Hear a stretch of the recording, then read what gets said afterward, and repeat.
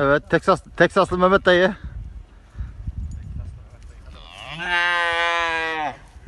Hadi bakalım. Ben başarılı bir avcıyım. Gene bugün bu falan yakaladım. Dostum